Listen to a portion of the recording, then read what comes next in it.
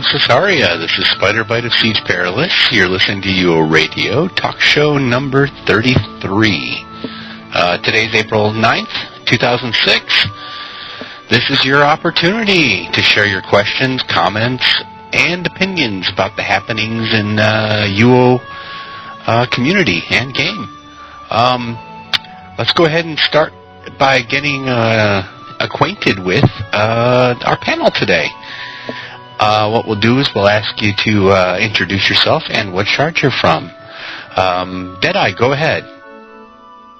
Well, good evening or afternoon or whatever it is in here. This is DJ Deadeye. I want to welcome all of you to our talk show after I get done getting tangle-tongued here. And hope you stick around for the entire show. We've got all kinds of interesting things talking about the new publishing and all that kind of stuff. Anyway, glad to be here, folks. Thanks, Deadeye. Viceroy, go ahead. Hello, everybody. This is DJ Viceroy from UORadio, and I'm from Chesapeake, so I guess I pretty much said y'all kind of fuzzy today in the mind, and so hopefully I can wake up here with a cup of tea. Ooh, tea. No. Alex, go ahead and introduce yourself to everybody. Hello, I'm Alex, and I'm from the Great Lakes Shore. And finally, our friend from across the pond, Crest. Go ahead.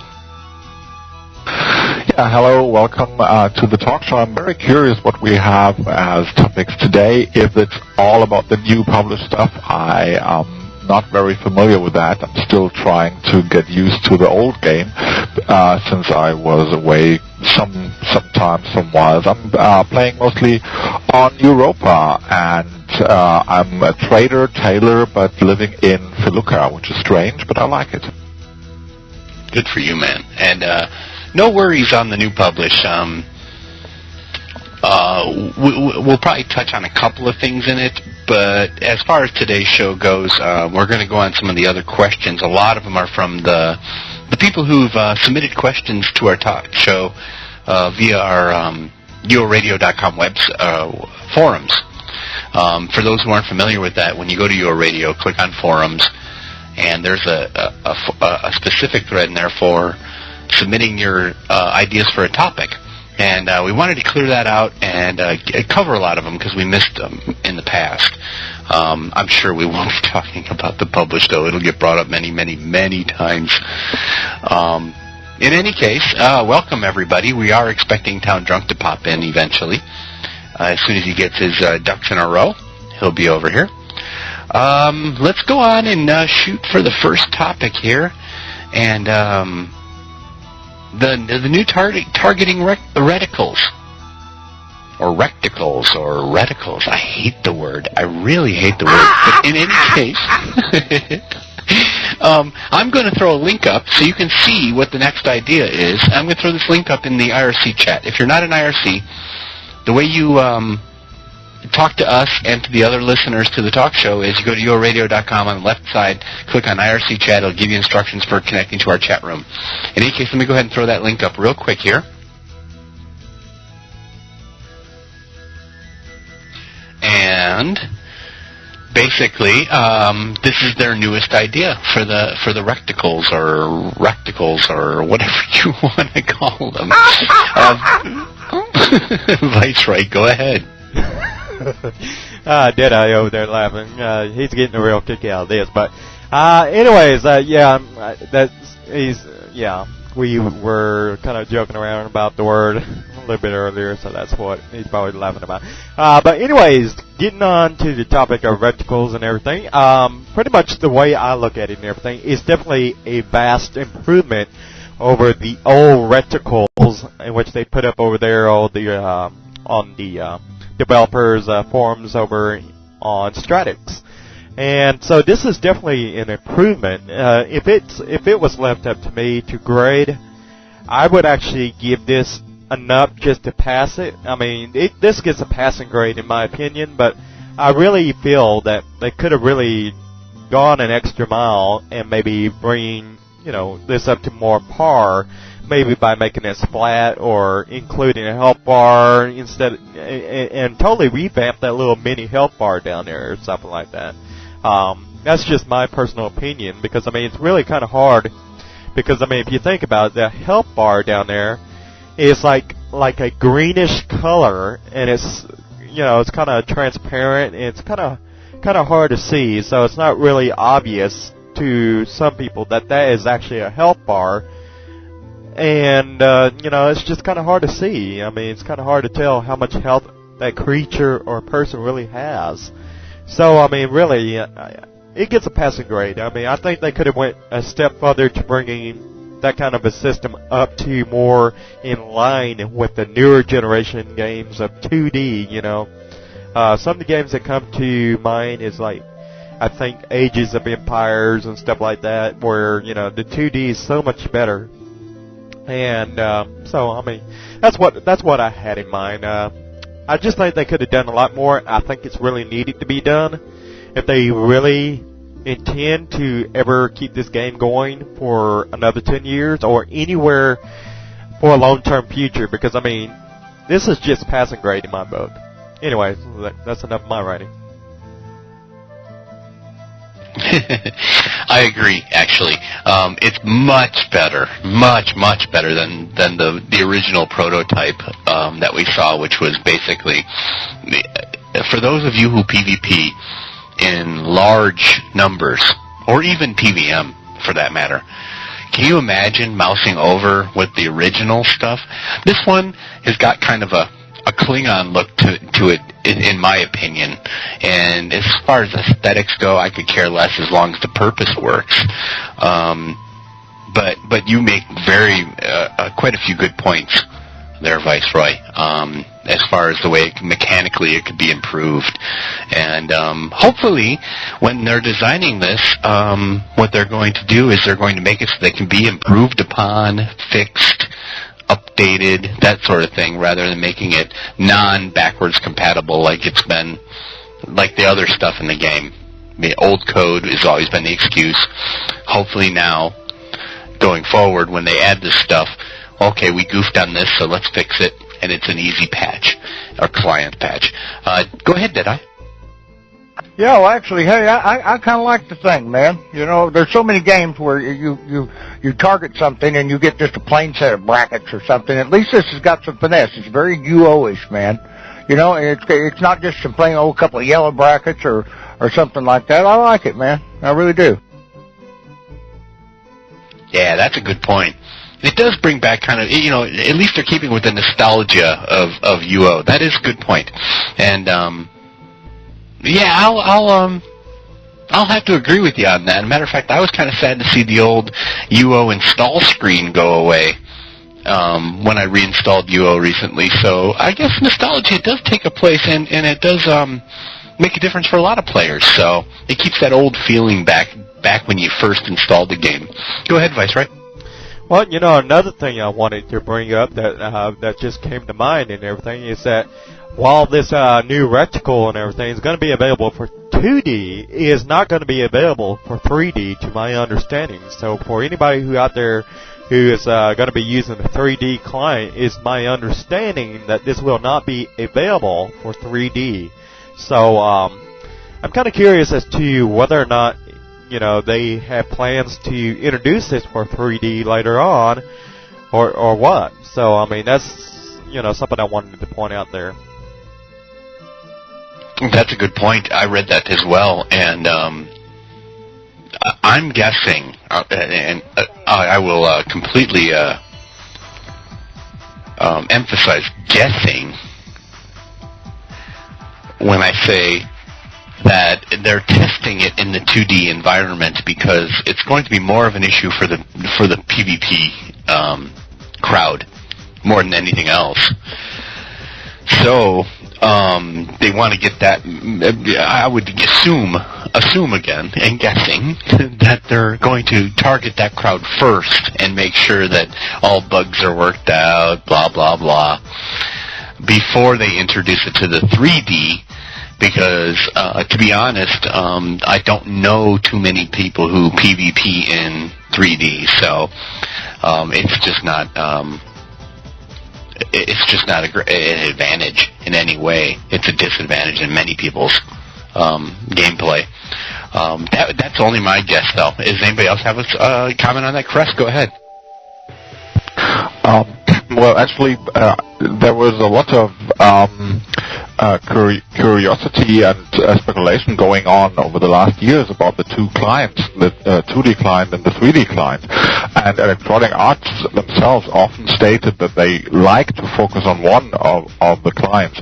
On the town hall meeting in London last year, I spoke to the programmer who was there, Shepard. And he also said that this is really for the programming team for the Ultima Online team, for the programmers. It's a big issue that they have to serve two clients all the time. So I really think they should focus on one of them. The other thing is, I think the 2D client is fine. It needs, from my perspective, it needs a lot of tweaking. It's not running very smoothly. The sprites are jumping at times, and all this minor things. I think this would be a much better thing to work on to have this smoothened out, so to speak, for the 2D client instead of trying to get a new one, because I think a lot of players are still stuck to the 2D client, the isometric view and all this stuff, and I think this is an alternative to all the other first-person views and all this stuff. So I think they should stick to that, and they will, most probably, but it needs a lot of tweaks here and there. Yeah, agreed. And you're right, and that's a good point you bring up about them being kind of concerned about having to maintain two different clients. I've seen posts and correspondence and people talking about the town meetings where developers have said, and I've heard it go in either direction, we're going to drop 2D, we're going to drop 3D. In most cases, they talk about dropping 3D, believe it or not, which is basically just, if you look at it, it's just an enhancement on the 2D engine anyways. And the 2D engine is so much more versatile, especially for getting around PvP, especially large spawns when you PVM. So, in my opinion, yes, we need to keep it. People really love it, especially those like me who are 3D challenged as far as first-person games go. I bump into walls all the time. And with that said, Viceroy, go ahead. Yeah, you're kind of like playing that little game on Nintendo called Bump and Jump, where you're driving around that car bumping off of things. Yeah, but anyways, but getting back to what we're talking about and everything, about the whole 3D and 2D and everything. I wish they would just make up their mind and say, no, you know what, we're just going to axe 3D right here and there.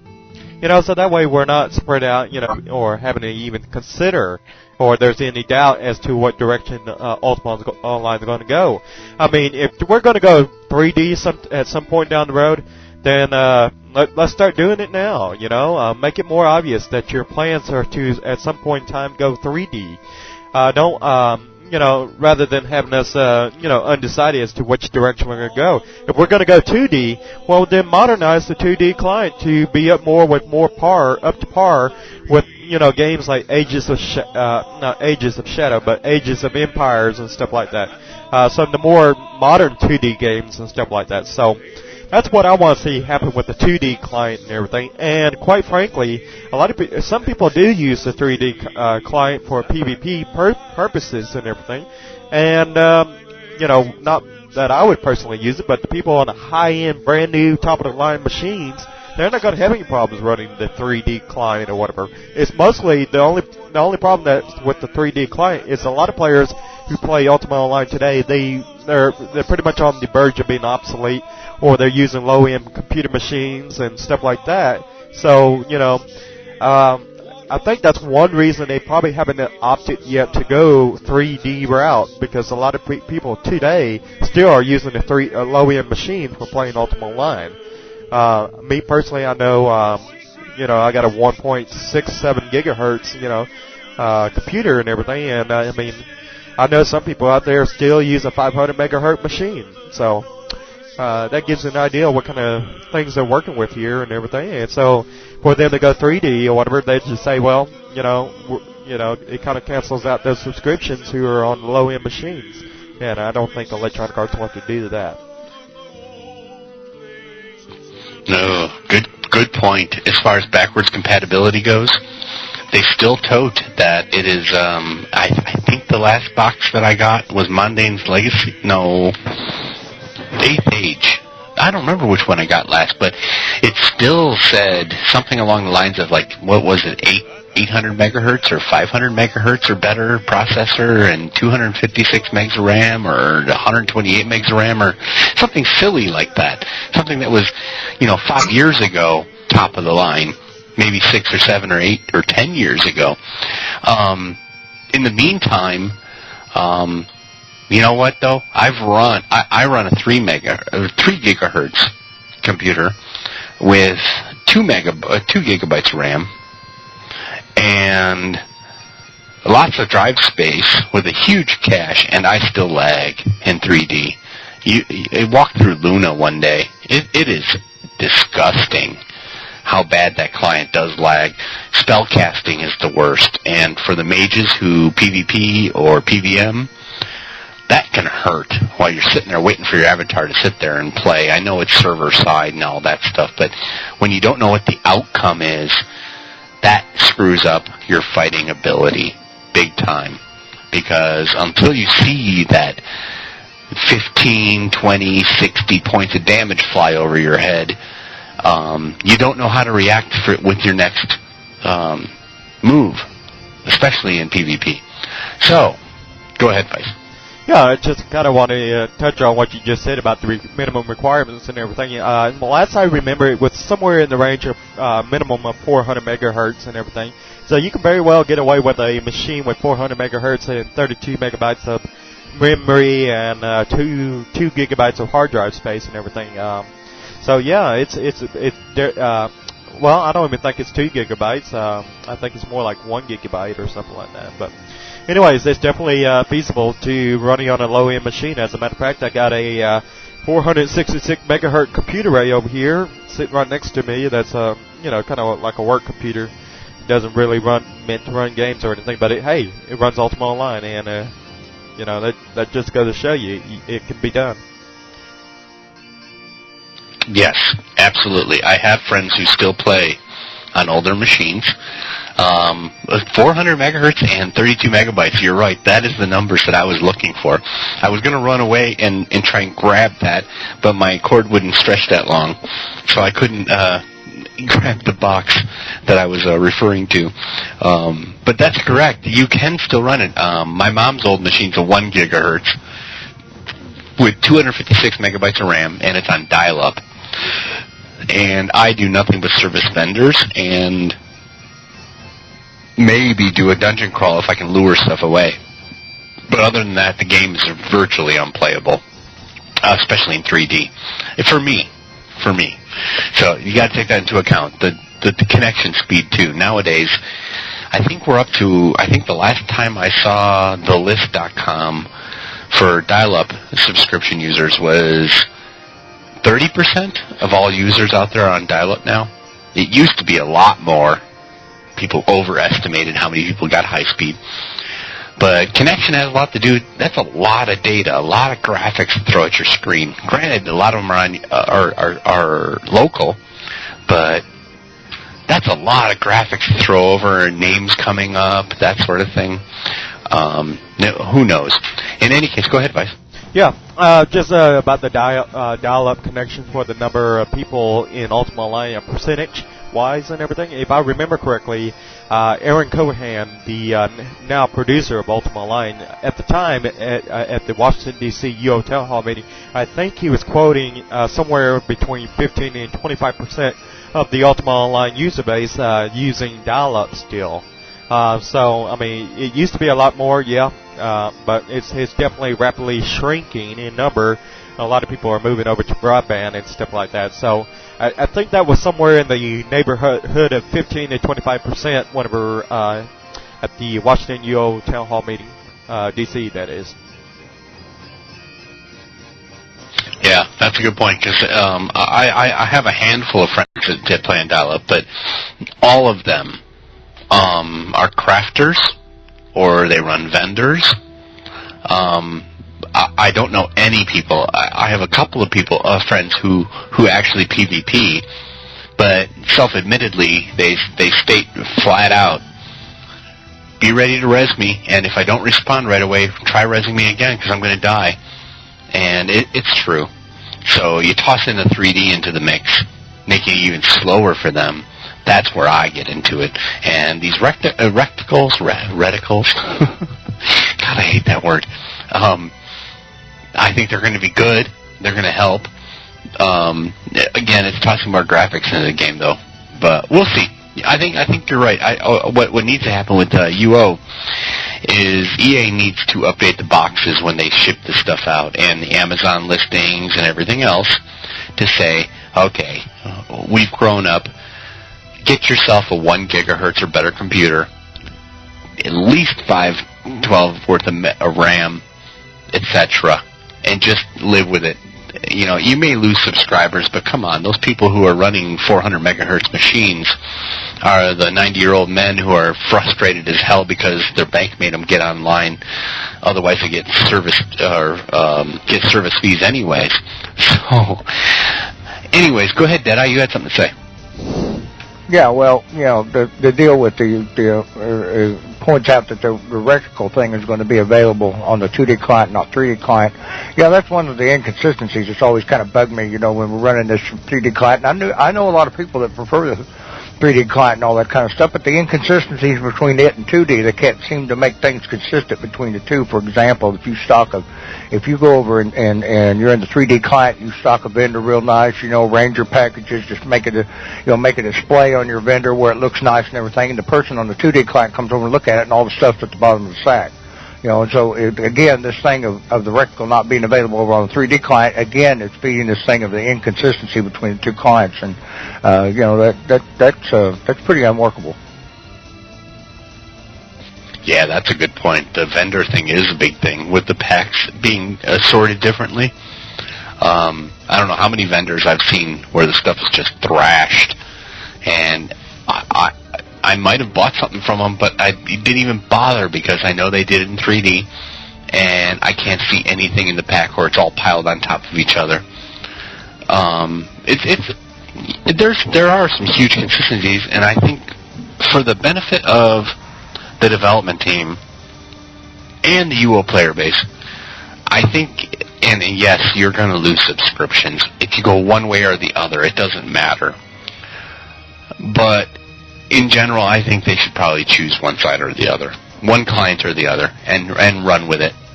Maybe keep one backed up just in case it was a wrong decision, because I have no idea either way. If they could improve the 3D client, I'd go with it, even though the paper dolls look horrendous.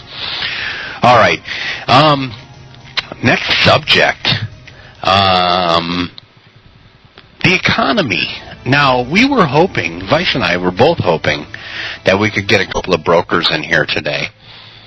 Unfortunately, Cybernickel is out of town and couldn't join us. But, being that Vice writes a broker himself, I'm sure he'll have lots to say. The state of the economy. That's what I want to talk about. The economy in UO. Is it on the verge of collapse? Are we in the inflation? Are we in the deflation? Where's it going? I mean, I jump from shard to shard, and I look for one thing. I'm trying to remember what it was. There was something I was shopping for. In any case, I offered, I know what it was. It was soulstone fragments. I was offering 400K for them on one shard that I had collected. And I got ridiculed like you wouldn't believe for asking so much.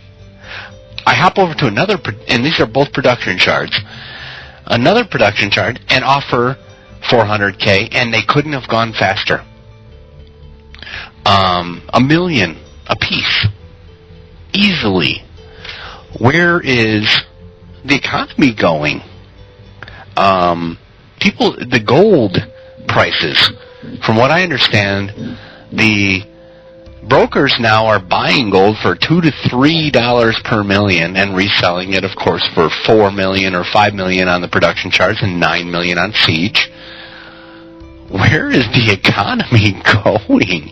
This is unbelievable. Deadeye, go ahead. You were first. Yeah, well, obviously, things have gotten to where the prices for everything are more inflated and more inflated. They put more and more gold into the economy, and consequently, the value of each individual gold on a per million basis has gone down, to, especially for the brokers and everything. I think Viceroy can tell you a lot about that. But then the inconsistencies of moving shard to shard, you always have to remember that the specific prices for different artifacts, like, say, for example, your soulstone fragments, are still to a certain extent player-driven, as to the actions of what the players do on a shard, and I think that's going to account for what you see the differences between the shards. It's still player-driven to an extent, even though I think a lot of the problems have been caused by EA taking over too much control of the economic matters by rule sets within the game. Yeah, good points. Very good points, especially with the soulstone fragments. You make a good point because some shards do. There were people, for example, there are brokers that reside on certain shards, like Cybernickel is on Siege, Viceroy's on Chesapeake. You have their home shards where they're going to collect items on their own, and I'm not blaming this on the brokers in general. I'm just using it as a pure example, but where there's going to be a larger quantity versus the demand. So yeah, I was just surprised. It was, matter of fact, it was on our shard, Deadeye, Sonoma, where I offered soulstone fragments for $400K a piece and was laughed at. And then I was able to go over to, it was Pacific I sold them on for $1 million a pop. And yeah, it's just amazing. Viceroy, you were next. Go ahead. Yeah, very interesting topic and everything, and I do want to read some of the statements over here in the RC channel. For example, Lito says, and this is what he thinks the reason is for gold going down so low in value and everything. He thinks everybody is nervous about the proficiency changes and what it has to, what it might do to their suits and items. Nobody's investing gold in armor upgrades at the moment because people aren't buying any major artifacts or any other expensive items. This means it means people don't need large amounts of gold, and they aren't buying anything new. And he says, I think this scared a lot of brokers to the point where some of them have decided to quit, dump their gold onto the market, which of course is makes the situation worse, which is apparently the case because a lot of brokers that I have communicated with and everything, they are getting out of the market altogether. I mean, they're not playing this wait and see. They're getting out while they can. I mean, all the brokers are no longer accepting gold in a lot of cases for game time codes. A lot of brokers are no longer,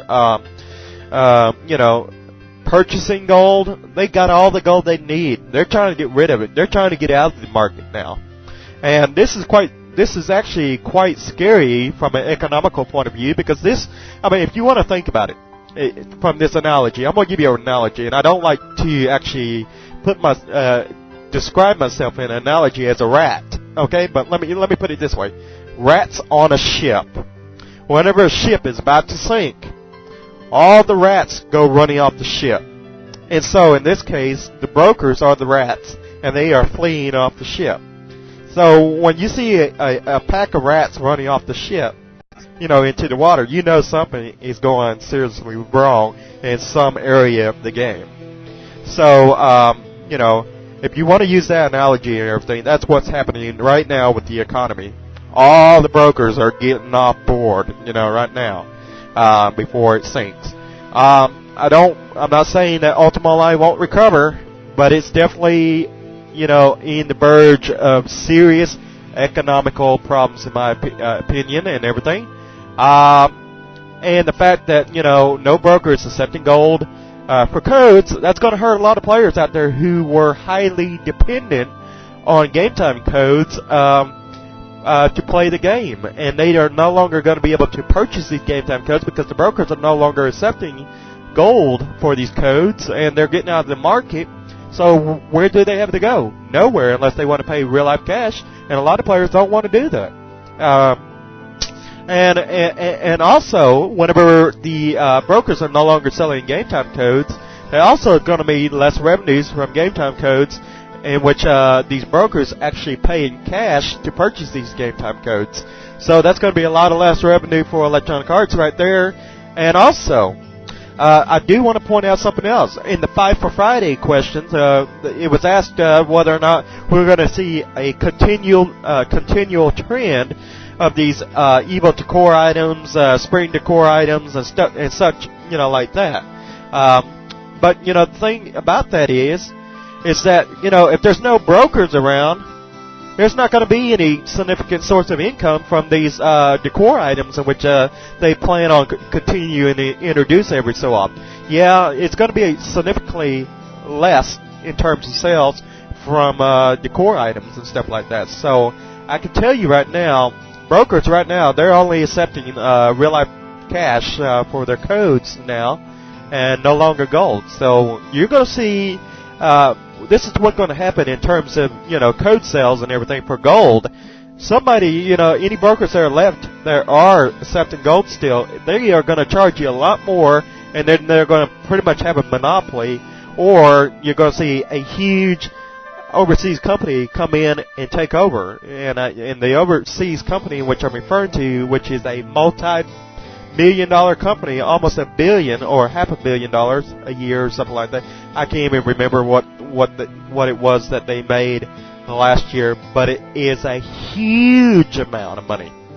And they are, I would imagine they're going to be moving into the market here pretty soon because they're able to compete on low, unfair competition wages and everything, and they can pay their employees $3 a week or something like that and get away with it or whatever, and in turn it yield a huge significant profit.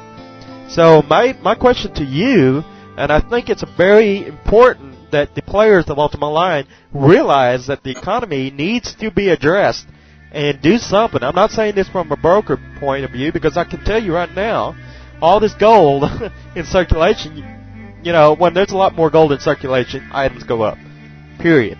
Because, I don't know what's going to happen, but something needs to be done now, and I intend to emphasize this fact until something does get done about it. And I can only hope that, the brokers, not the brokers, but the developers are on the same page with me when I say we are in dire straits when it comes to the economy. Anyhow, that's my right. I agree 100%. The inconsistency between the price for gold right now, $4. I've seen it for $4 on eBay per million, is ridiculous.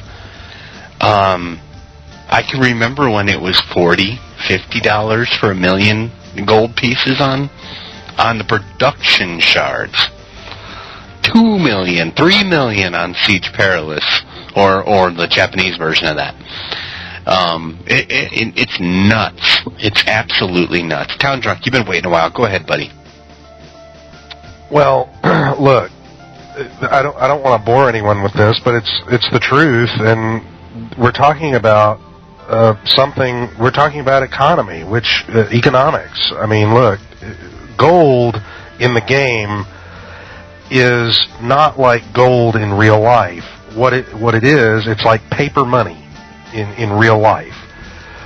If your economy is not adding value, then and you still add currency, which is what the gold is. It's currency. It's how we use currency to trade value to make it easier so we don't have to barter.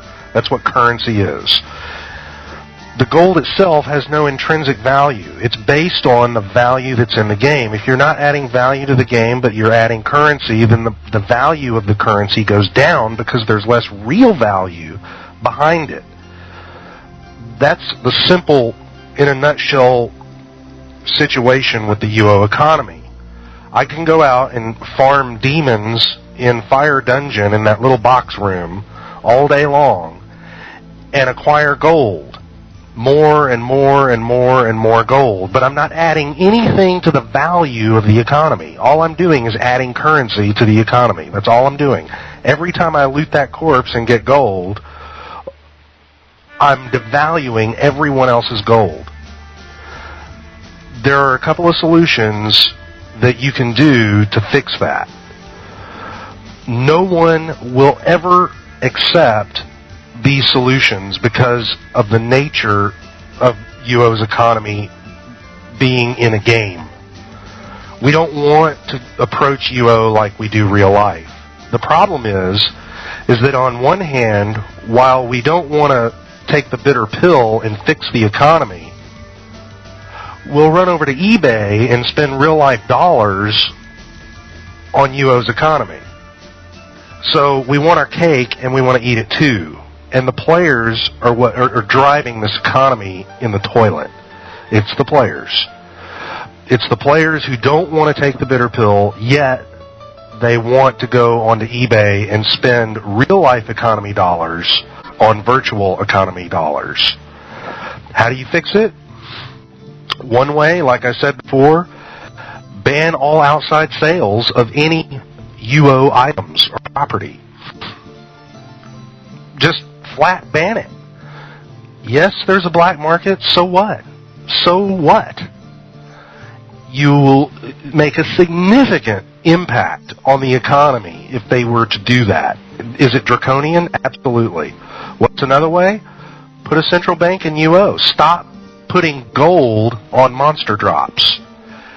Let the introduction of currency be a metered function of a central bank, just like it is in real life. Because that's what we're talking about here is, I know a lot of people compare things in UO to real life, and the first response is, well, this isn't real life. Well, you know what? If you're spending real money on it, real life is affecting what's going on in the game, particularly the economy. So you can say cutesy little phrases like that all you want, but the truth is the truth. Stopping the introduction of new currency with no value, with no real value behind it, is what's destroying the economy. We have too much money floating around and nothing to back it up.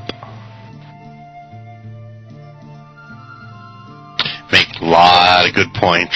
A lot of good points. Did I ever tell you you're my hero, TD? No, seriously. I have, there's a guild that I know of.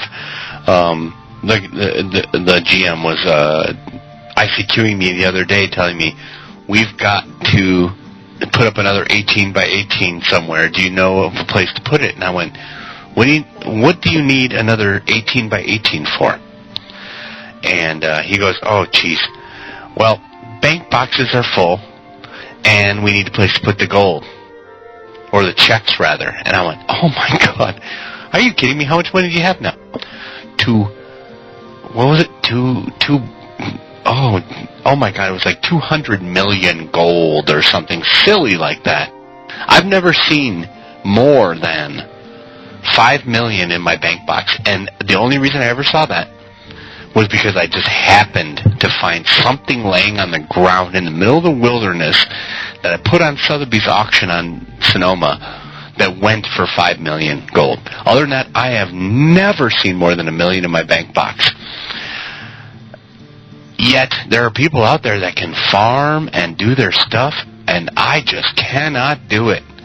I was in the process until Viceroy just broke my spirits and told me that brokers are breaking away from taking gold for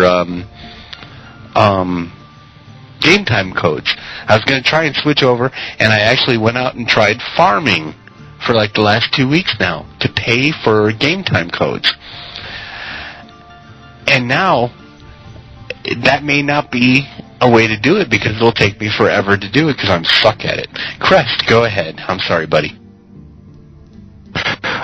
Well, actually, I agree basically very much with what Chandra said. He took a look at it from the very, very real economic basic view. But I'd like to extend this a little bit because somebody in the IRC also mentioned that the World of Warcraft economy is functioning better than the Ultima Online economy. I doubt that. The only reason it's not as problematic right now is that that it's not as old as the UO community. And as Town Drunk said, over, I don't know, 10 years now, I think, 10 or even 11 years now, gold floats into UO. So this is a real inflation because it's, as Town Drunk said, it's currency coming in, and there's no value. The gold is used same as in real life, as an exchange vehicle, just a tool, an exchange tool to exchange valuables in the game, artifacts, craftables, whatever. When I started the game in early 1999, I was very, very proud. I was a trader, and I bought GM-made katanas for 200 gold and sold them for 250. And this was a very, very good outcome. And if I had sold 3 of them in the evening, I was very, very satisfied. I had earned 150 gold by then. So the inflation went on and on and on. I don't think the ban of outside sales, like Tom Drunk said, will fix this. I don't think that this is a real issue, because the real issue is the floating of currency into the game, not the trading of this currency. If it's traded inside the game, outside the game, that doesn't matter.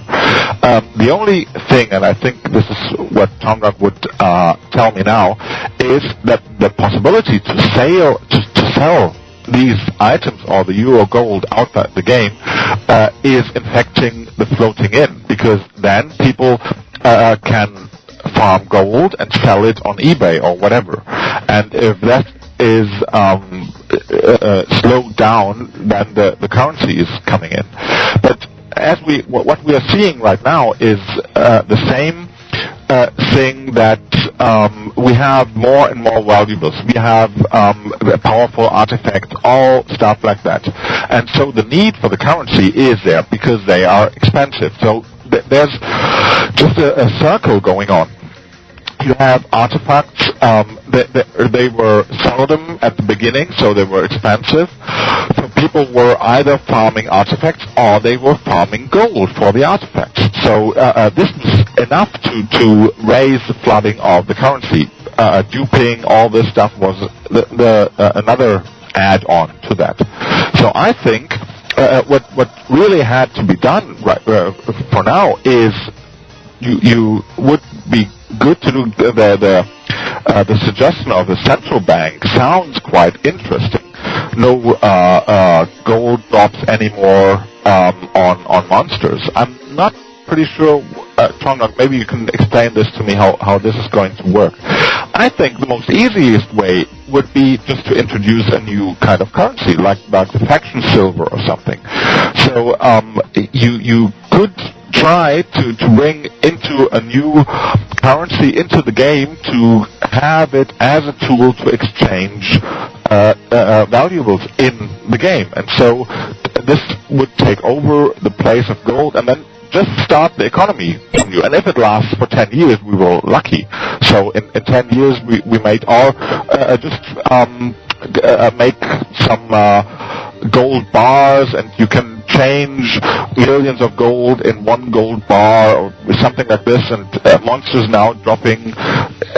So just a new currency, and then to reset the economy from one day to another. So monologue's over now. Very, very good points. I agree 100%. Items are, in my opinion, are the reason that the gold gets flushed up so much. Is, man, what is it? Inquisitor's gloves or something like that? 20 million like I said, I've never seen 5 million. Let me go ahead and real quick introduce Vampira, and she also has something to say. Go ahead, Vampira. Yeah, I wasn't going to come in here, but you're talking about brokers, and I happen to be a broker, and no, we're not the devil, and no, we're not messing up the economy. And I think if we want to start pointing fingers on who's messing up the economy, I think it should go back to the players that have used exploits and dupes to dupe their gold, to dupe the artifacts, to drive down the market. I know people that purposely go out and reprice things to undersell everybody and drive those prices down on LS because they can, because they have that power. I don't think that the brokers should be blamed, or the people that are buying codes from them. Oh, absolutely. No. I would never blame the brokers. One of my best friends is a broker, and Vice too. No, I'm kidding. Vice Roy's a broker. Cyber Nickel's a broker. We would hope to have him in here today, but he's out of town to talk about this very subject. I love brokers. I've spent real life money on resources in the past. Mostly because what I do is I redistribute them to my friends, like the people who give me my deadly poison kegs, for example, because I go through a lot of them. And what I do is I go out and I spend $10 on a bunch of Nightshade from Cyber Nickel, for example, and I give that 10K of Nightshade to my friends who are brokers or vendors or crafters. I don't use it, but I see where everybody's coming from. In any case, go ahead, Viceroy. Yeah, I just wanted to point out that what we're seeing and everything is a issue where I don't think the developers ever took into account that a game like this would last for 8 years, let alone do, and I don't think developers also took into account that, hey, when a player typically quits the game and everything, the gold doesn't leave with them. They usually sell off their gold, all their possessions and everything before they quit the game. So, I mean, ideally, whenever a player would quit, I would assume that the developers had ideally thought that they would just simply close their account with all their possessions on it, and that wouldn't have affected the economy. But a lot of players are selling off their possessions whenever they do decide to quit the game and everything. So this currency and everything is never leaving circulation. It's just piling up over 8 years, and I'm sure another thing is that they probably didn't. Keep in mind that, or even predict that some players like myself would still be around after 8 years. So I mean, 8 years of acquiring stuff, trading, bartering, whatever you want to call it. 8 years of that, and then going for the last 2 years, with a system where there's no item breakage or anything of that nature, you're going to acquire a lot more stuff. And this just goes back to the whole disagreement that I had with at the time with whenever after 9/11, which was back in 2001, for 2 or 3 years, house decay wasn't even enabled. So I mean, houses never even fell for 2 years. So see, I don't know. I just believe they made a lot of bad choices and didn't take into account the future.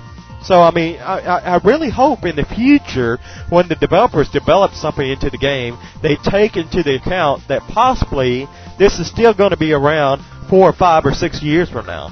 Because, I mean, you really have to take the infinite bounds and say, what if? What if? That's what the developers need to be asking themselves at the end of the day. What if? And I don't see that quite often with the developers. And I would like to see more of the what if, factor coming into play. Anyhow, that's enough. The what if could go in so many different directions. I know myself and some of my friends, and I adore even here in the IRC channel, could attest. What if there never been a trammel? I know that even Richard Garriott was quoted as saying, "Oh my God, if I was dead, I'd be rolling in my grave right now." When trammel was created.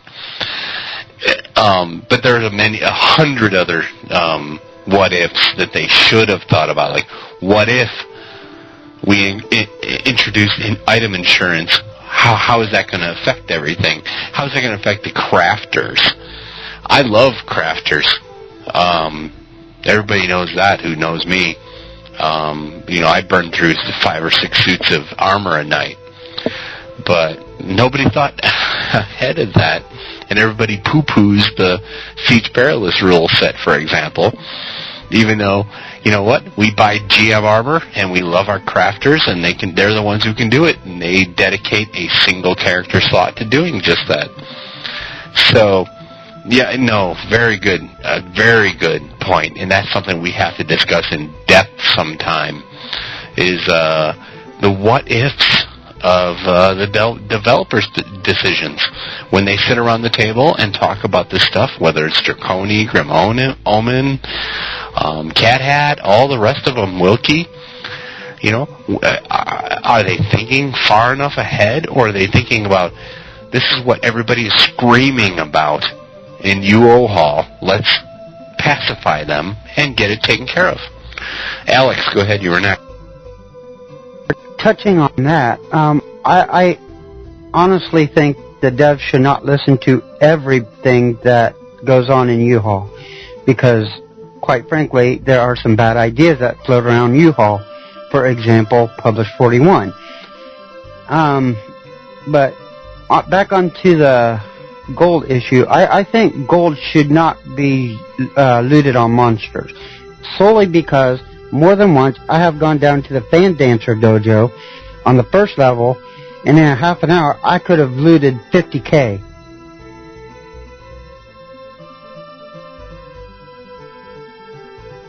Yeah, no, I hear you there. Town Drunk, you were next. Go ahead. Right. I was going to address a couple of things. First, I'm going to say something about what Vampiria said about brokers. I'm not against brokers, regardless of what I said about banning, outside sales and all of that. I realized that wouldn't prevent new gold from being introduced into the game. It wouldn't prevent the inflation. It would slow it down in that it would discourage gold farming and selling large amounts of gold to brokers. I mean, brokers are really the only way to unload that much gold, because brokers are trusted and that sort of thing. If I start selling gold on eBay, I mean, nobody knows me from Adam. You know what I mean? I mean, yeah, I might make a few sales, but Viceroy is probably going to make a lot more. He's going to be able to move that gold much faster than I will, because he's a trusted broker. He's been doing it for a while, and people know who he is. He's got regular customers, perhaps, whatever. I'm not against brokers. Brokers have served a purpose. And I didn't mean to come across that way if I did. In fact, my next response was to Crest about this bank. Look, it is a fact that gold is being introduced into the economy based on zero value being introduced to the economy at the same time. So what we have is a bunch of it's fiat currency. It's worthless. It's junk. It's like if your printing press up in Denver, if the U.S. government started just printing off dollar bills, nonstop, eventually your paper money your toilet paper would be worth more than the money in your wallet. And that's what's happening in UO. We keep this introducing the money. So the bank. Listen to this. All modern economies in real life all have central banks. All of them do. All of the countries in Europe, or at least Western Europe, have central banks. The United States has a central bank. We all have central banks because they work. They help us guide the economy so that we don't run into problems like we have in UO. Because all of these countries at one time or another have had these problems in real life. This isn't some fantasy phenomena. This happens in any economy. Why not have player committees operate this bank? A central bank. And then you can even have sub-shard banks where those banks get money from the central bank that's operated by a committee of players who determine the value of the economy. By the way, brokers could fill that role very nicely because their finger is on the pulse of the economy as it is. You know, I know a guy on Lake Austin. Actually, I don't know him, but I know of him. I've seen him around forever and ever. He runs a really big operation on Lake Austin, big vendor person in Luna, and he's been there forever. His name is, he runs the 7-Eleven shop, whatever his name is. I think he's a mod on Stratix, too. Belshazzar, I think is his name. Anyway, quintessential UO crafter type person, okay? These are the kinds of people that would really get into something like this. You know, a shard bank would take money from a central bank at, say, 2 or 3% interest, okay? The shard bank then is responsible for putting that money out into the player's hands. How does it get out into the player's hands? Just like it does in real life. Banks loan money in respect to return. And how is the player going to get a return? Well, he's going to have to go out and produce value into the economy. This is good for crafters. It's good for loot farmers. It's good for Power Scroll farmers. You know, that's how money is introduced into an economy, not just appearing on a demon corpse. It's worthless that way. And over a period of years, it gets more and more worthless. I can't do anything about what the devs did 8 years ago or 9 years ago or whenever it was that this game went online. The truth is they were on the cutting edge. Nobody knew what was going to happen. Massive role-playing, massive whatever you call them, weren't around. I mean, nobody knew. I mean, even now, all of these, you know, WoW and Lineage and all the other ones, you know, they're still new. You know, that these games haven't been around that long, but they have real economies, whether you like it or not. So maybe we ought to take a chapter out of real life and look at how modern countries handle their economies. Well put. Very well put. Vampira, you were next. Go ahead. Yeah, if gold is a few years, well, okay, a lot of years ago now, in UO, items didn't decay. I'm sure some of you remember that. And there were so many items, the servers were lagged, and there was just too much. And they had the Clean Up UO incentive, and you got prizes for turning in crap, basically. I mean, they could put that in and do that to try to get rid of some of that gold. Of course, they'd have to think of something they haven't created that people would want, which would almost be impossible at this point, but, or, I mean, and this kills our brokers, but get EA to sell us the codes for our gold. Have somebody in the game that will take your gold that works for EA. EA can delete it, they can do whatever they want with it, and sell our codes to us. Yeah, no, I agree. There should be an option when purchasing game codes, for example, to make it UO Gold. It gets extracted from your bank box via the EA Games Code Store. Of course, that'll hurt the brokers.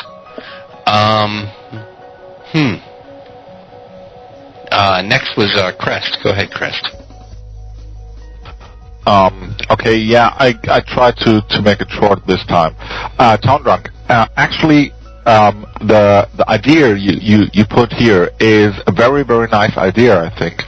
It's very theoretical, though, because I don't think that anything like this would ever happen.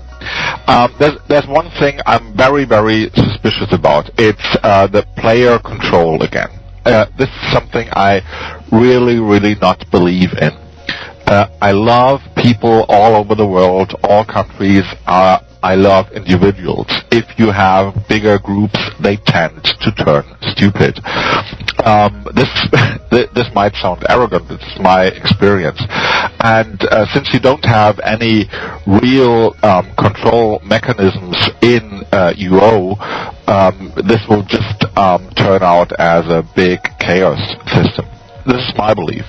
But if you take the idea of the currency and valuables or value of an economy and the number of or the amount of currency balance, then why not do the following? You could also introduce some kind of measurement of the valuables in game. And then you can control the flow in of new gold into the game by these valuables. Example would be you have any kind of system counting per shard of valuables, be it artifacts, craftables, whatever. And according to these amount of values, the amount of gold which is put as loot on monsters is calculated new. So if there are a lot of people farming gold and nobody creating new valuables, then the gold will drop lower and lower and lower. A dragon will finally drop maybe only one gold coin or even nothing. And you have to create valuables for that. I'm not really sure. I have to think about that. If this really would solve the economy thing, because as Vampire already said, the number of items and the use of items is also controlled. So you have also take into the consideration how many items are used from the player base. If you have more artifacts than you have a player base, then the valuables are useless. So this is a very complicated system, and for a game, actually, it's far too much effort from my perspective to put into a reset or any kind of fix without a long time guarantee is fair enough for me, just to balance the economy for the next short period of time and then adjust it again, something like this. It's just need to have a perspective.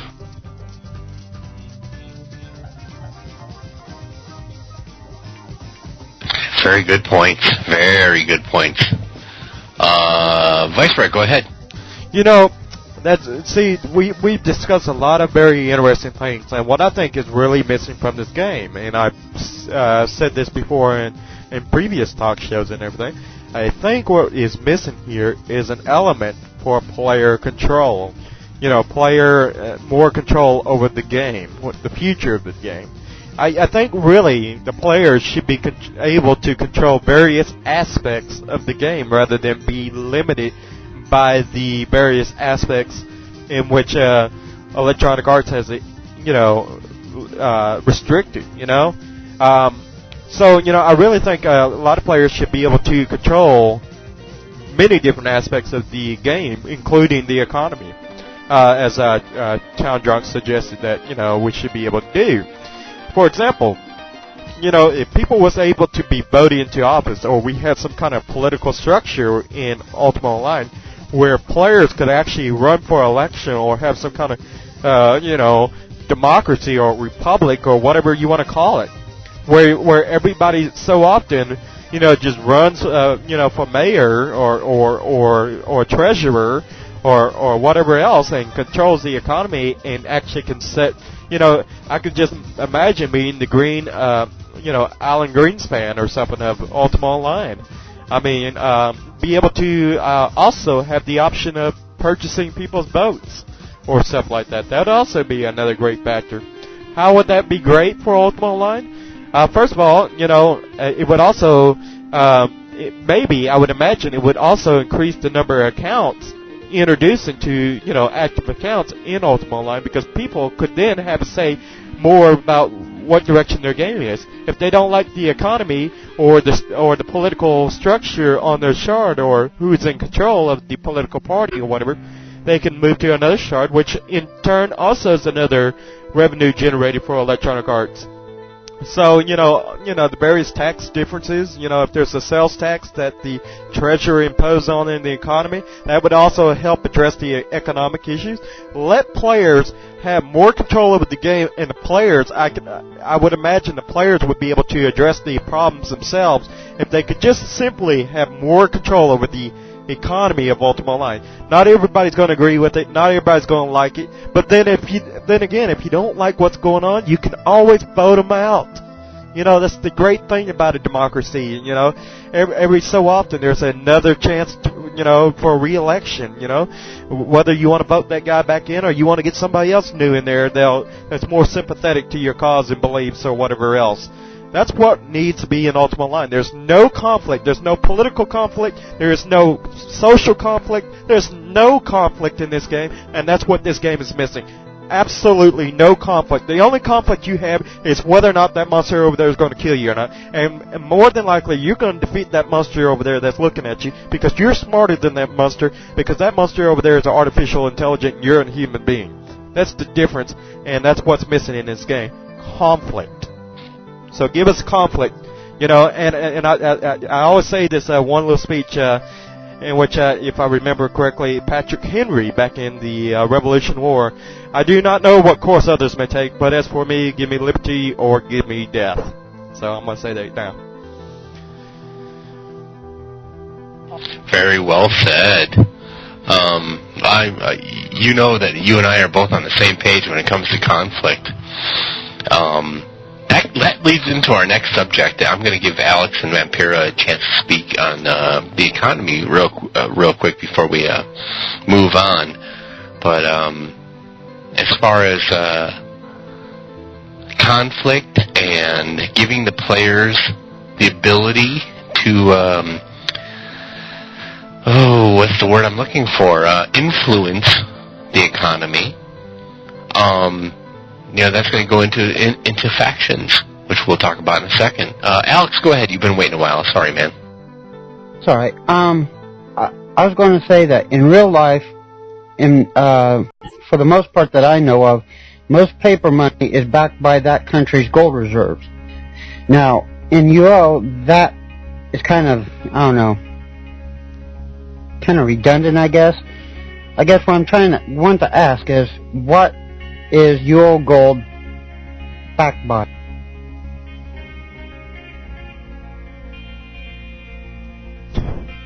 Items, in my opinion. It's all about items. That's what it's backed by. People need to buy items in order to compete with each other. With Publish 41, that may diminish a little bit. I foresee, and I am completely Publish 41 challenged, even though I've read it 100,000 times, and I'm not really interested in getting into a Publish 41 discussion today, but to be honest, it's going to drop the value of a lot of items because people are not going to be able to take them out because they're not going to be able to do much with them. So I hope that will help a little bit. I don't think it will, in my opinion. Vampira, go ahead. There's lots of conflict. You're just living on the wrong side of it. You go to Fel, you drop, what, $500K a week if you get into some good fights? There's lots of conflict. And as for items, they made the choice before. There were items before. You ran around naked, you had a good time, there was no insurance. Items aren't that, they're pretty new. You can't say that's what our economy is based on, because before that, what did we save our money for? Kegs, rags, things that definitely sunk the gold back into the game. Agreed. As somebody who plays Siege Perilous, and like I said before, I drop 4 to 5, maybe 6 suits of armor plus jewels nightly. I agree 100% with you on that. I have no problems spending money. And again, Siege, the reason that Siege's economy is, twice that or half that, however you want to look at the math, of the production charge is that there is no insurance. There is, the people who run out with the stuff like Hat of the Magi and stuff like that without it being blessed, because there's no insurance and there's only one blessed item, are the ones that are sure they're going to go home with it. So, yeah, no, I agree 100%. I wish we'd go back to the days where I saved up for a deadly poison keg so I get my another 5.5 gains in poisoning that night. I think it was Town Drunk. Go ahead. Yeah, I was just going to say something in response to what Alex said about modern economies being backed by gold reserves. The United States hasn't been backed by a gold reserve since the 1930s. We never did go back to the gold standard, as they call it. So it's been, going on 80 years or so?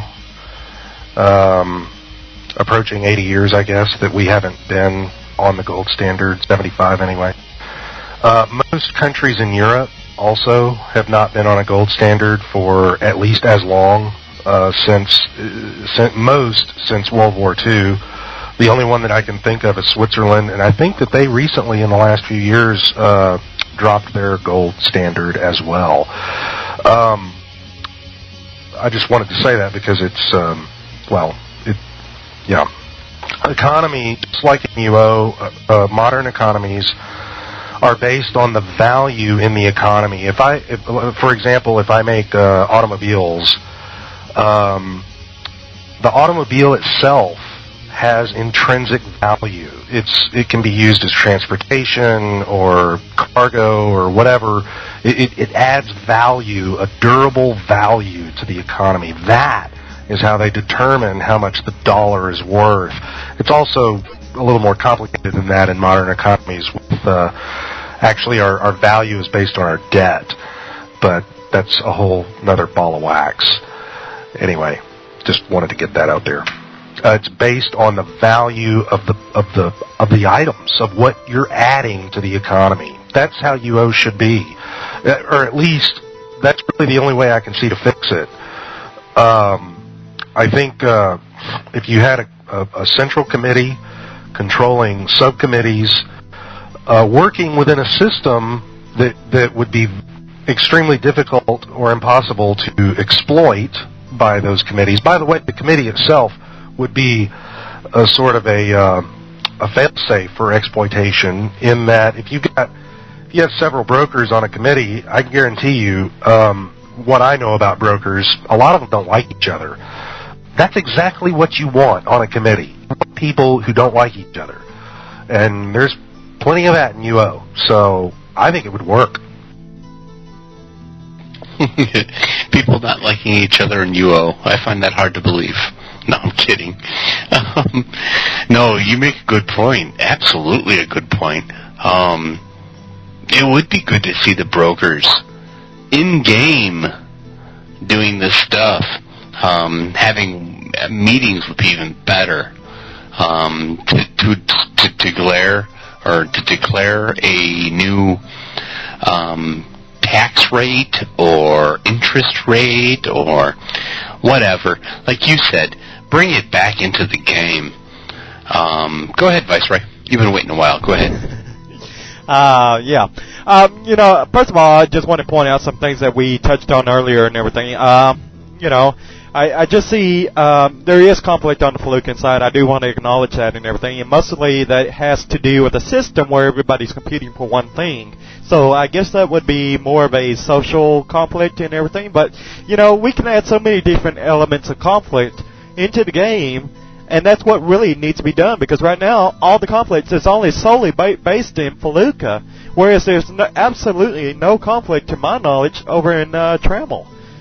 Because right now Trammel's just a perfect utopian haven, to my in my opinion and everything. And I think what we need to do is mix it up a little bit and add just a little bit of conflict. It wouldn't hurt.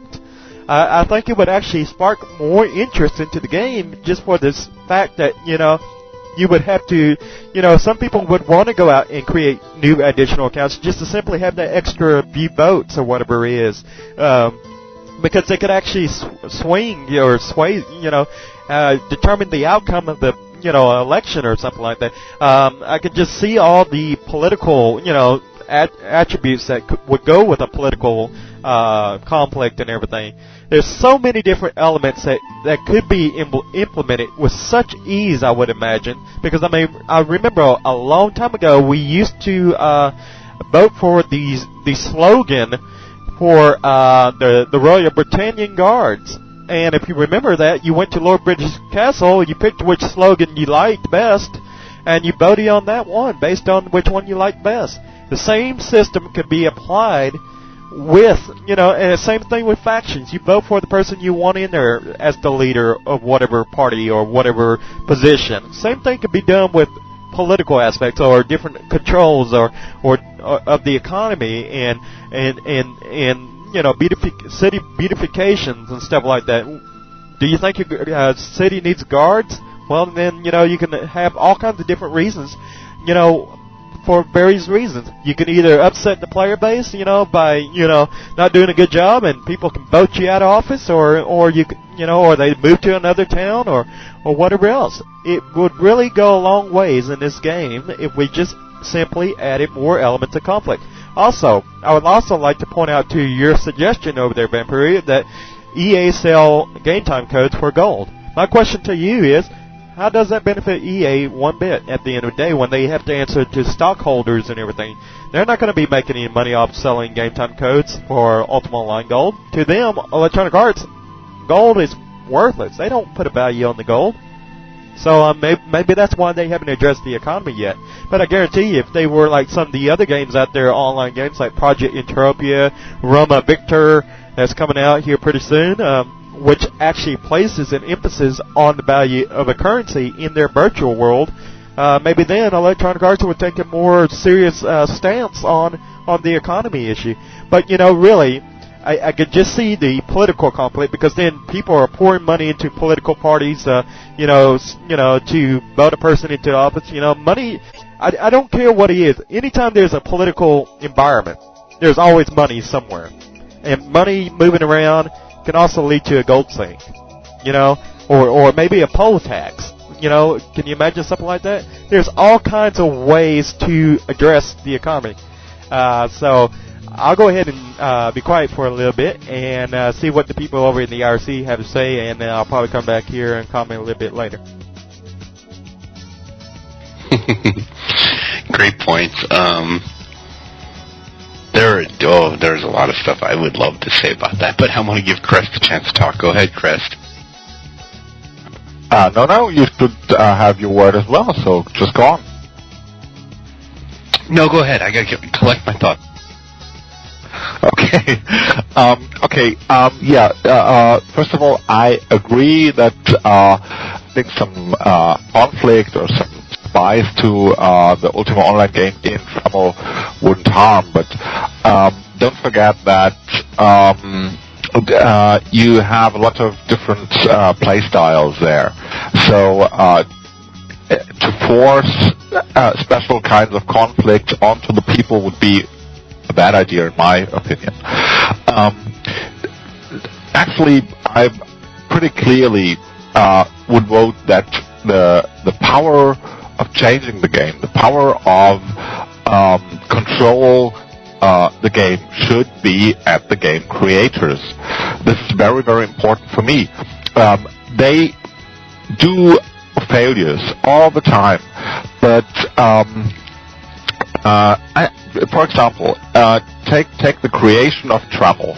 You all had your opinions about that, but if you were there, like I was on Europa, on a very, very crowded chart on that time, the pressure was very, very high on the game creators, and the pressure was from the player base. And the problem that had to be fixed, that had to be found a solution for, was caused by the players. There were a lot of players coming into the game at that time. The lands right then were very, very crowded. A lot of players used the easy way and just attacked newbie player all around them.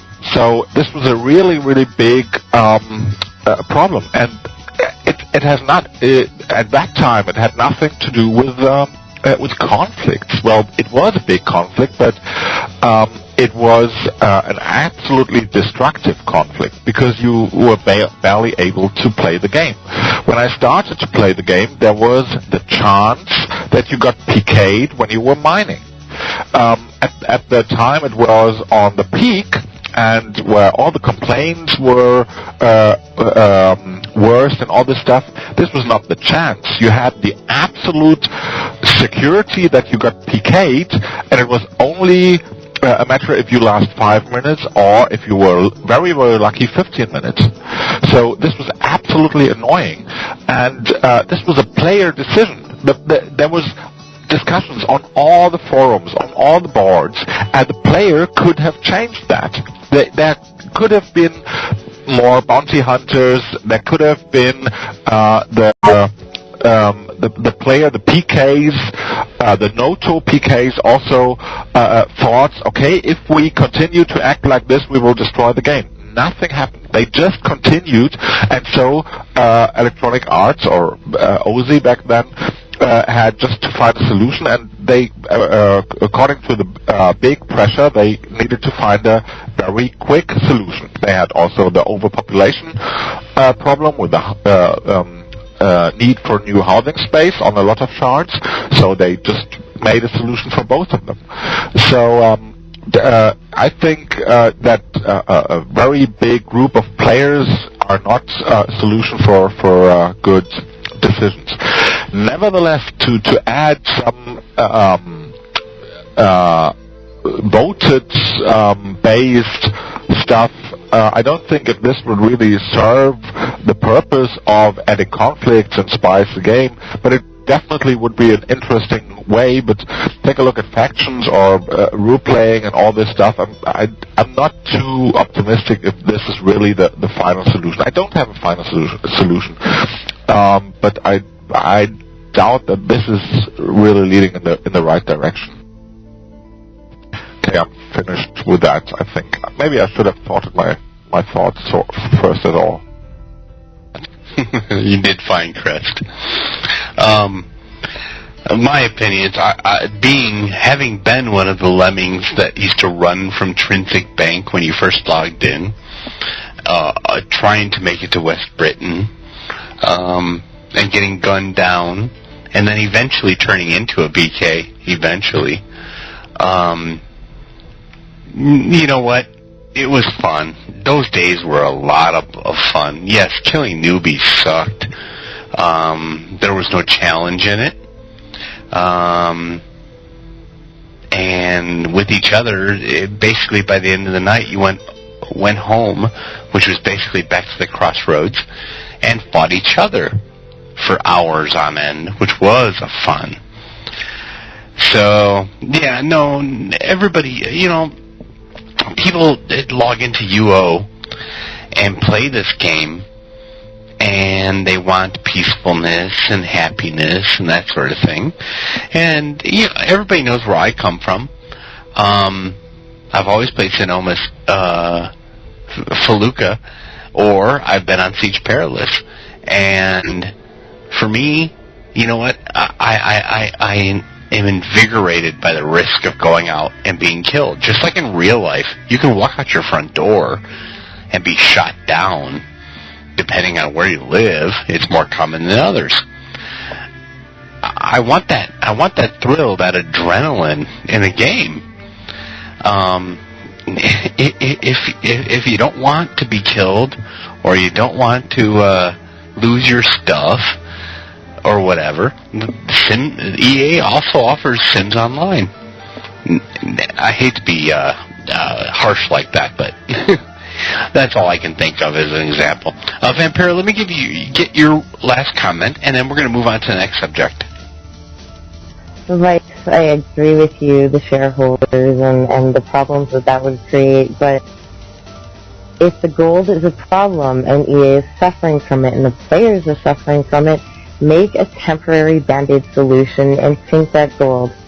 There's a way to do it. There has to be, and it's through codes, because I know I cannot go and physically buy a code right now with my own money. I do not have a credit card, right? I have gold in-game. I broker to pay my account. That is a perfect segue, Vampira, into our next topic, factions.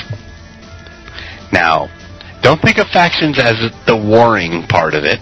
Let's think of factions from the town point of view. You have a dozen player-run towns on a shard, okay? Now you have factions integrated into it. Integrate a town system into factions so that a town, which is a faction, has a stone and with many options on it, and we've talked about this in the past, but I love to talk about it, so we're going to bring it up all over again.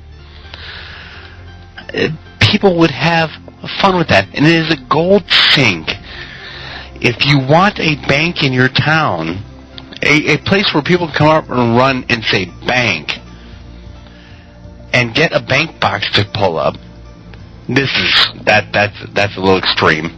Let's move on over to they can stable their horse there, for example, or their bug or whatever. The citizens of that town, members of the faction, have to pay into the guild stone or the town stone or whatever you want to call it in order to keep that up and running. If it vanishes one day, it means that that person or that guild or that town is not running out and bringing enough money into the town to keep it up and running, just like a player-run government, which goes on to Town Drunk's idea. And speaking of which, ironically, his light is lit up. Like, go ahead, Town Drunk. Well, since we're talking about towns, and I am the Town Drunk, I got something to say about that. Seriously. Now, I've said this before, but hopefully it'll come out a little better now. Now, this is complicated, so follow it. If you're a fan of factions, I think you'll really like this and appreciate it. Even if you're an old-time player and you've been around factions, but you never really wanted to be part of them for whatever reason, the PvP was screwed up or whatever, I think it would be a great idea for factions to have a lot more control about city services and that sort of thing. I also think, now envision this, let me just sort of paint a picture here. Let's say that I'm in XYZ faction, doesn't matter, and True Britannians, that's a good one. True Britannians. And I capture Britain. I've got Britain, that's my town, I'm in control of it. Now, I think that the power of the factions to implement various city services outside of the original boundaries of the city ought to be based on perhaps length of time you've been in control of the town, how many towns you control, sort of in a graduated step format where, the more power you have, the more power you get. The other thing I think that should go along with that, let's say that and by the way, I'm really not a PvPer, but I spend time in Felucca. My main house is in Felucca. I have a vendor house, of course, because people won't buy from me in Felucca.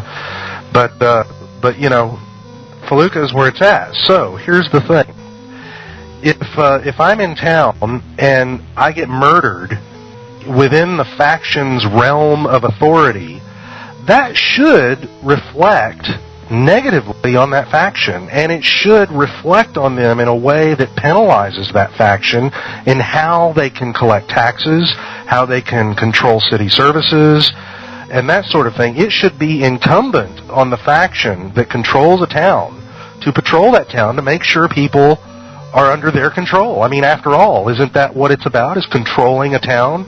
And if you have murderers running loose, killing innocents in town, that would reflect badly on the people, on your masters, on your nobles, which is what these factions are, right? They're factions trying to gain control of Caesarea.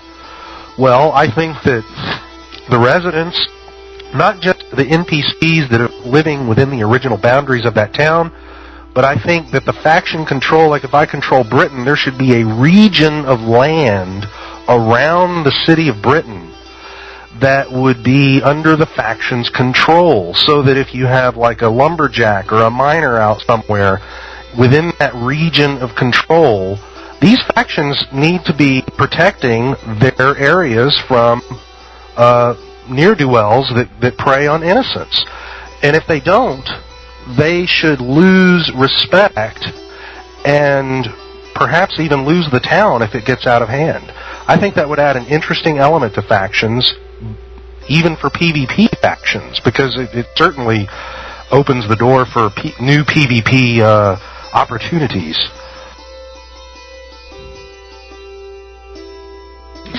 Yep, I agree 100%. I think factions should progress or evolve into a city thing, is what I agree. Is what I think, or a city or a region.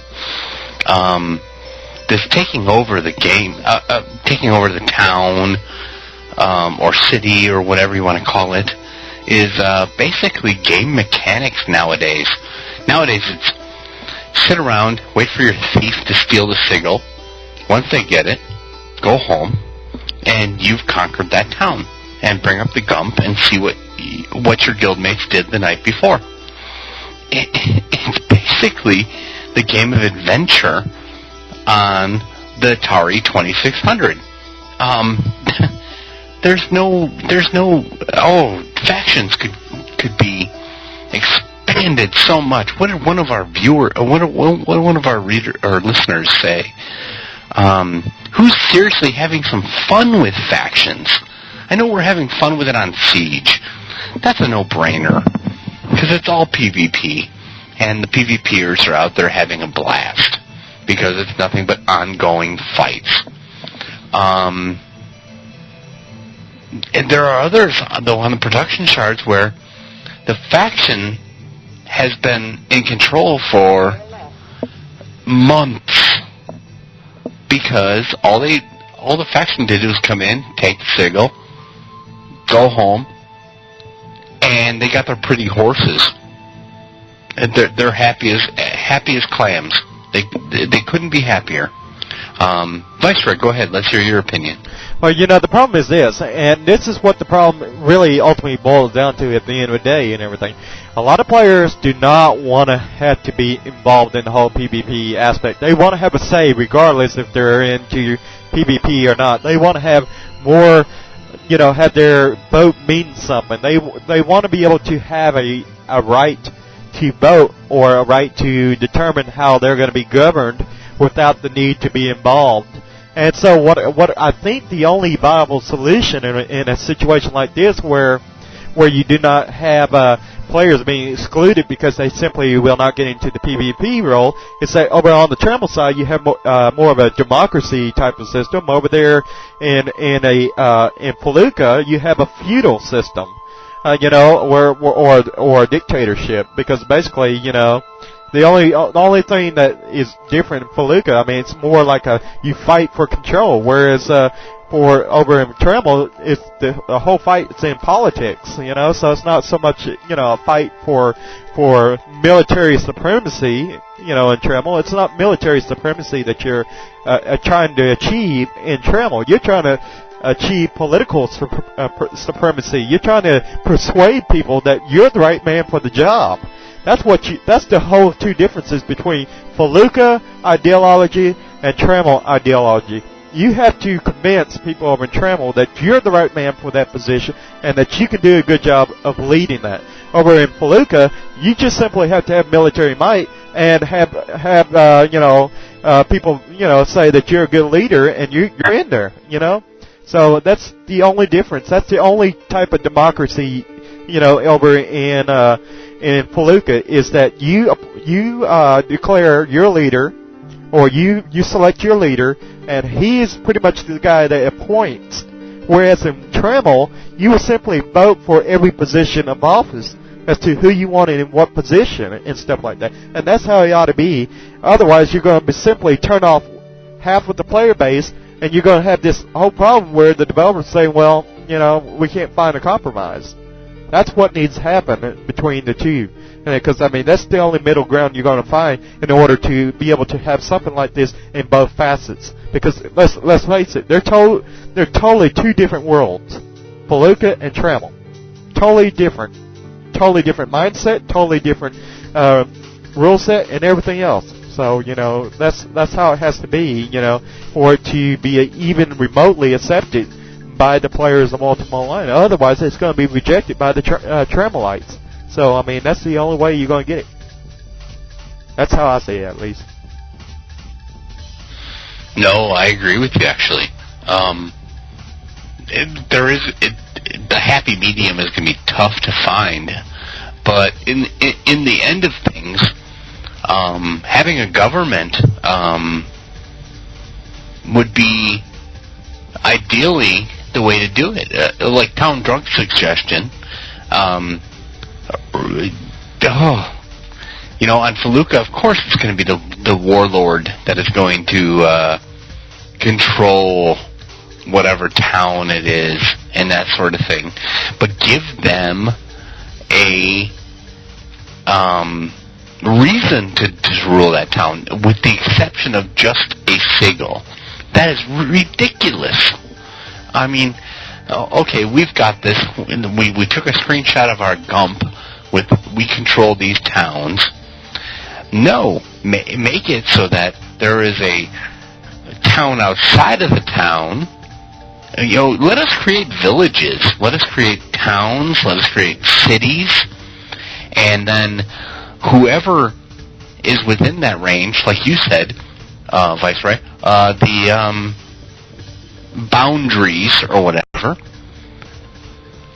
let them pay taxes. They have to contribute to the stone in order to use the services that town provides, because I guarantee 100% that if a red can run into a player-run town and be able to stable his horse, use the bank, whatever, or a blue for that matter, that's wanted and is burned off counts, they're going to love it. They're going to pay for it. They're going to have no problem with that 600, 1,000 gold a coin a day or whatever, or a month or a week to pay for that stuff, because we're paying for something that's player driven and it's going to be put back into the game, which goes back to Town Drunk's theory. We're bringing so much money in, let's get a place to put it. A gold sink is fine. Stop bringing items in for gold sink. No, I don't want to buy an item. I want to buy a service. That's my opinion. I didn't even look, but I'm going to guess Chris was next. Go ahead. Oh, sorry. I think Town Drunk was first. Okay, go ahead, Town Drunk. It doesn't matter, but anyway, I was just going to say I don't see the mixing of player-run towns. In fact, there's for some reason in my mind that's sort of a separate thing. I don't see how you could get factions unless you had I guess with Shadow Lords, if they're not located in a town proper, that I suppose it could work out some way for that. But as far as the hierarchy of a faction goes and the problems that people have with controlling factions when they're in the faction, obviously a guild can take over a faction because, if they're big enough, they can, control all the votes or whatnot. What I'm suggesting is that there be mechanisms in place that, regardless of how many votes you have, if you don't behave properly within the faction purpose, that you can lose that power, that your hierarchy can be dismantled by the mechanics of the game itself. If you control Scarabray and there are things that are happening in Scarabray that, it's sort of like, you can be a tyrant for a little while, but it don't last forever, anywhere. Tyrants always are deposed, usually by the people themselves, and I think factions should be no different. I think there should be a mechanic in the game itself that, when innocents are being murdered within the realm of influence that the faction controls, they should be punished. They should lose, eventually, they should lose their control of that town. It should be an automatic thing. Right now, factions are basically, maybe there's a few out there that are just doing it for the PvP, but I know on some shards that the only reason factions are active is so we can have faction regs. That's pretty sad. That's actually very true. On several shards that I visited, it is nothing. I don't see factions running around any town except for the reg vendors. Vice Reg, go ahead. Or, I'm sorry, Crest. I'm sorry if I maybe sound a little destructive here, but I remember very clearly what factions were intended to be when they were firstly introduced, and the game was pretty much different from what it is right now. And I think the changes you're talking about right now is basically a changeover from factions to a pure PvP system, which was intended to give all the hardcore PvPers who slaughtered players on the old lands in Feluca before Trommel was created, to give these players a perspective, something to join in and do their play styles. And at the same time, we had very active community stuff.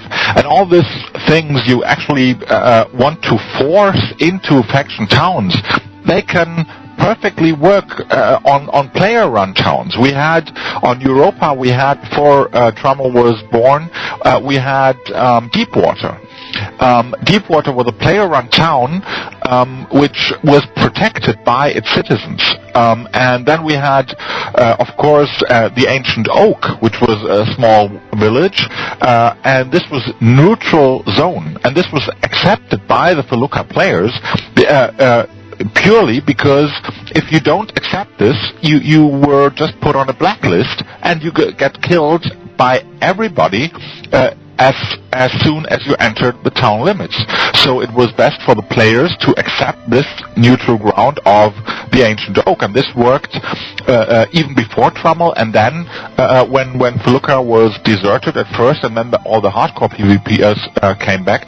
So this is a thing the players can control themselves. If you have the players, if you find the players to agree with that ideas you just mentioned here, it's not a problem to invent these stuff. It's working, and you can give the players the benefits and all this stuff. I think the reason for this is going lower and lower, and people don't do it anymore, is because we get so used to the game mechanics giving us everything. We expect the game mechanics giving us the rules to play. Expect the game mechanics telling us, okay, we have to protect somebody or stuff like this. This destroys the imagination and the game from the player's perspective to play around, to try out new ideas. I think we don't need to put more stuff like this in, but less, and give the players more freedom, because this is the main advantage of a game like Ultima Online, above all the other online role-playing games, World of Warcraft, Star Wars Galaxies, whatever you call them, is the very, very big grade of freedom. You can play a crafter, a tailor with a weapon and with tracking or something. You cannot do this in any other game. So you can create your own stuff, and you can create your own play style. Don't get this too restricted with all these rules. I think there should be maybe some intentionally small tweaks to make it attractive, but let the players do this themselves. This is my opinion about this. Thinking outside the box. Gotta love it. You're a good man, Crest. My only opinion on what you said would be basically, why can't we integrate non-PvP stuff into this guild system? Or, I'm sorry, I didn't mean to say guild system, into this faction system, or city system, or town system, where people can, I mean, how hard would it be to integrate the zoo collection thing that's going on, or the quest stuff, where people who are non-PvPers can easily contribute to the town just by going out and doing quests or collecting collection items, that sort of thing. You know, it doesn't have to be PvP. Contribute to your city, contribute to your town, contribute to your village, whatever it is. For me, the bottom line comes down to it creates a community. Yes, we have them already, but most people are not a part of them. Come on, let's be realistic. Viceroy, go ahead. Yeah, I have to agree and everything. You know, the whole political structure and everything, I think I think that's what we're missing in this game. There is no political structure to what I see. And if there is one, it's not being widely accepted or even used. I mean, for example, if you look at the lore of the game, we no longer even have Lord British or Lord Blackthorn or Dawn or whoever else has come along and taken over since then. We have no rulers or queen or king, which somebody else raised up here on the forums over at UORadio and everything, and we have no longer any viable or clear leadership in the direction of what's going to be, what happens around the game. Let the players control, various aspects of the game, because then players can create their own content from there. Players can have alter the content, based on whether or not they feel, certain city services are required or needed. I mean, it could yield so many different potential outcomes on what happens or what takes place from there. For example, if the city whoever the city manager decides that guards ain't needed and a invasion player or a monster invasion occurs, well, guess what? The players are going to be upset with the city manager for not hiring guards or setting aside taxes or whatever. But I really think sales tax or property taxes or something of that nature. Maybe if under certain city a sub-server or whatever, whenever you get elected, you're like a district or whatever. You're in charge of this district or whatever else. I think we really need to have a political structure where people can actually look to something and say, well, I can actually make a difference in this game. I can actually influence or have some kind of influence on the game. So some direct influence, and actually see the what's the word I'm looking for? The result of your influence, to see how your influence has an impact on the game. Because if you get somebody up there, and then on top of that, you give people a reason to migrate from town to town. If they don't like like the tax rates of one town, they can simply move to another town and whatever else, and and then it creates a level of competition, and people will migrate to wherever they feel most comfortable at, or what city they like best, or whatever. It gives people a reason to move around rather than being concentrated in Britain and Luna. I mean, if you can find lower taxes over in Moonglow, you're going to hang out in Moonglow, right? If you're the type of person who goes around and buy reagents a lot and everything, or whatever else, you're going to go to Moonglow, where the lowest city taxes are, or whatever. But the lower the city taxes are, you're going to have to give up some social services, or city services, should I say. And so it has its drawbacks and, its pros and cons. And that's where players would have more of a control as to what kind of, stuff they want to have in their city, and it could have different ramifications. It could have good impact or a negative impact depending on how low the taxes are. So I mean that's something we should be considering for the game. Give players more control over the future of the game. I guarantee you, if Electronic Arts was to do something like that, give players the ability to control or have an influence on their game. I can almost guarantee you that players will have more of an interest in Ultima Online than they do now. Almost guarantee you. It's called consistent world. That's what we need, is a consistent world. Because right now, you go out and you kill the bad guy or whatever, your only outcome is maybe he'll post a screenshot of you getting killed 2 weeks later on the forums. It's a consistent game.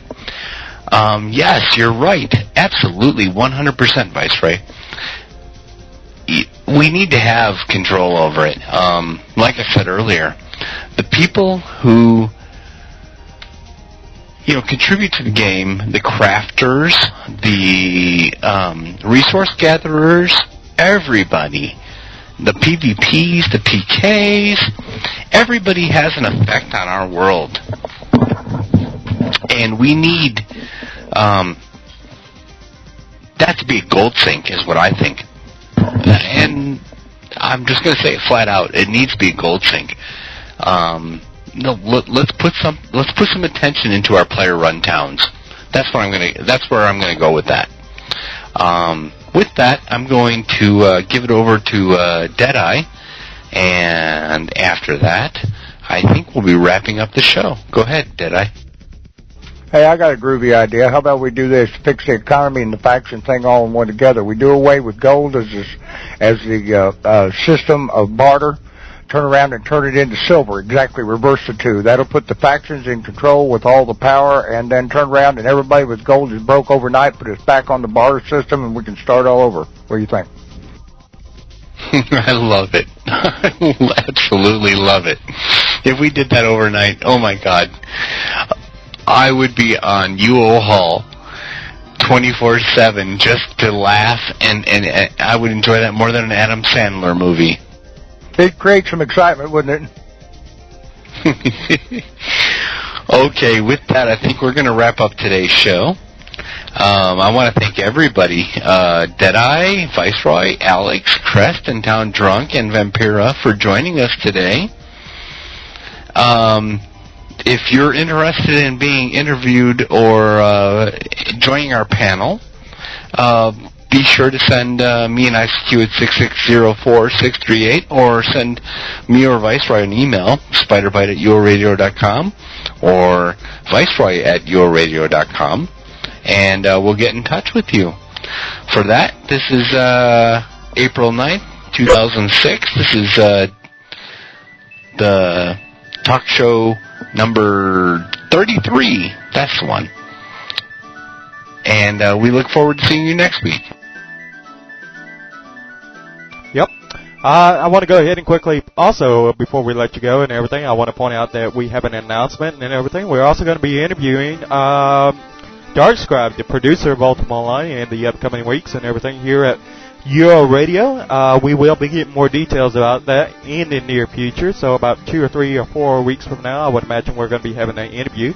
If you would like to post any questions about for Dart Scribe and what you would like us to ask of him during our interview or whatever, we're going to be taking some of the top, some of the best questions out there and posing these questions to Dart Scribe, and hopefully he can give us some answers as to what direction we're going to go with or go in with Ultima Online and everything like that. And so we will try to get your questions in. We're also thinking about maybe in the future we will thinking about maybe doing call-ins, so that way you can maybe ask the developer or whoever it is we're interviewing in the future these questions yourself. However, we will not be allowing people to bash developers or anything like that, but we will allow you to personally ask your question to the developer in the future. That's something we're looking at. So definitely go over to our forums and post your questions over there, and we will be trying to get those questions in there during the interview with Aaron Cohan, a.k.a. Dart Scribe, the producer of Ultima Online. So thanks once again. This is episode number 33, April 9th, 2006, and we'll see you next week. Take care.